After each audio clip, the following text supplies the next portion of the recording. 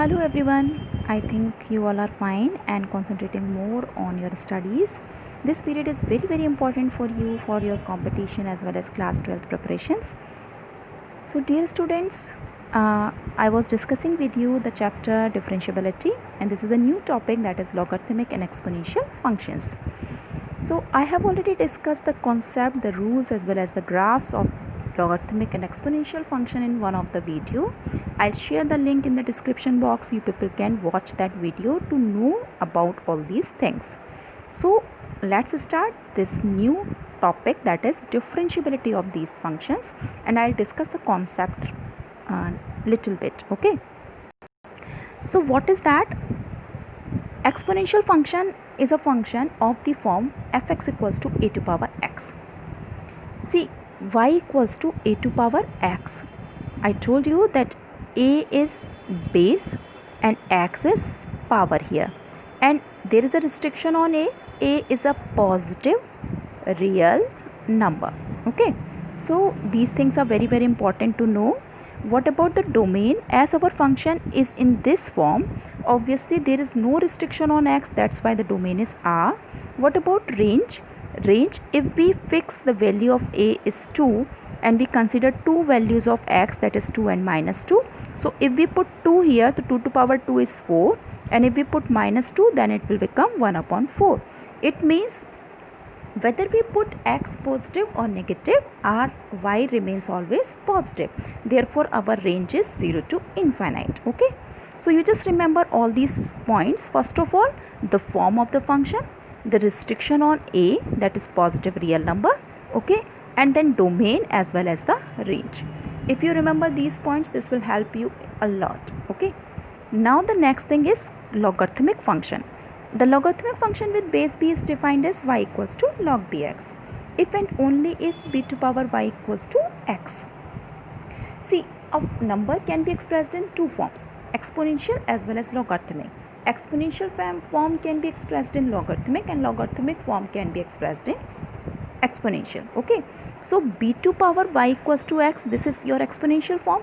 If you want to express it in logarithmic form, then what will happen?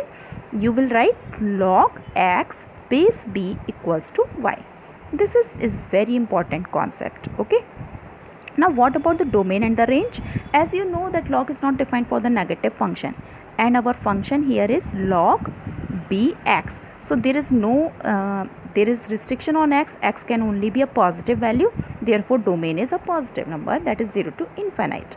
What about range? Range, for range, to understand range, first of all, x is positive, b is positive. We restrict b as 2. Okay, and we consider two values of x. First is 4 and then 1 upon 4.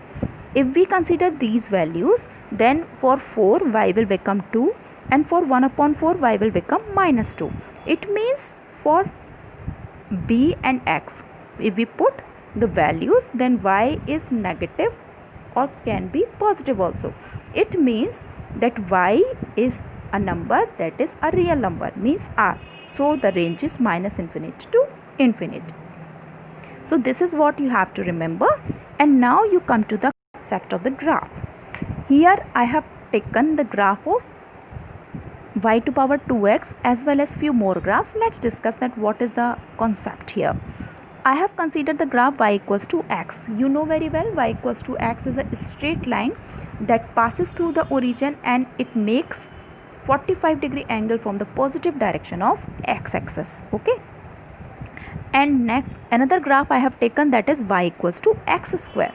Y equals to x square is a polynomial graph. Okay, so and if you consider y equals to x cube, then what will happen? See, what will happen, that you can see that all these graphs are having one of the intersecting point, that is 1 1. All are satisfying this 1 1. Okay, whether you take y equals to x, whether you take y equals to x square, or you take y equals to x cube. So it means our graph will pass through this point and it will go like this. So it means what is happening, as we are increasing the power, your graph is getting steep. It means more power implies the steepness of the graph. Okay, this is what you have to remember. Okay, now you see this case, that y equals to 2 to power x. What is this point? This point is 0, 1. Y equals to 2 to power x. You can see if we put 0, then what will y? Y will be 1. So this point is 0, 1. If you consider y equals to 10 to power x, then also the graph will pass through this point, that is 0, 1. Okay. But what will happen? If you put x equals to 1, then 10. If x equals to 2, then 100. So it means what will happen? This graph will pass through this point, but it will go like this. It means as we are increasing the value of base, okay, here the base was 2 and here the base is 10. So if we are increasing the value of base, it implies the steepness. It means the graph will get steep. So this is what you remember. And again I'll want to advise you that you just draw these graphs and just make the changes in the base, and then you see that what will happen with the graph. Okay.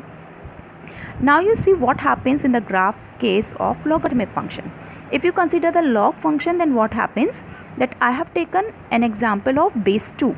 So if we change the base, suppose if I consider the common log, that is base 10, and I have taken the base e, that is natural log. The value of e is near about 2.7, and then I have taken base 2. So like that you can prepare the table for all and you can draw the graph. So what about this point? This point is nothing but 1, 0. 1, 0. Why?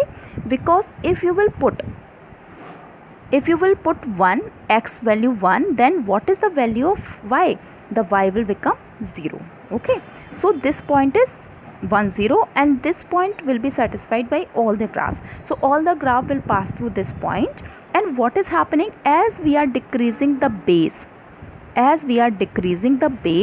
what is happening? The altitude of the graph is increasing. See, the height of the graph is increasing, the altitude of the graph is increasing if we decrease the value of b. This is the concept. Okay. Now what about the differentiability? There are two more important formulas. We are not discussing the proofs of these formulas. Just remember the formula: d over dx of log x is 1 upon x, and d over dx of e to power x is e to power x. Okay. Now you see that how to solve it. The question is giving derivative, find out the derivative of e to power sine inverse x with respect to x. So y equals to e to power sine inverse x. Okay. How to solve it?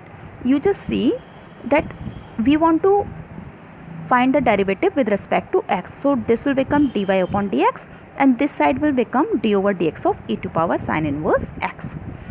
Our original function, standard function, is e to power x, but here in place of x, what is written? Sine inverse x.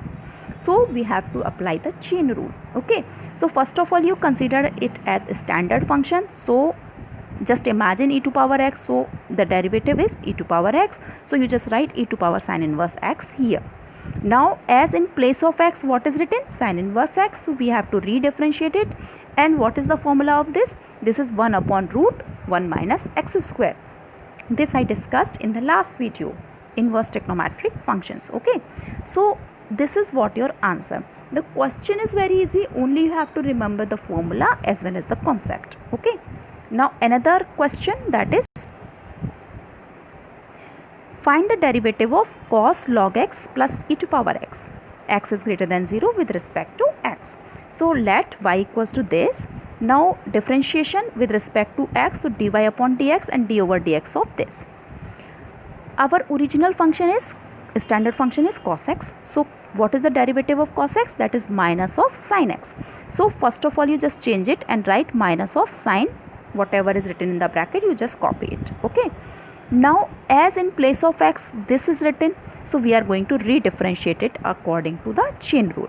So minus of sine log x plus ex, and then d over dx of this. As you know from the algebra of derivation, that derivative, that we can write it as d over dx of log x plus d over dx of e to power x.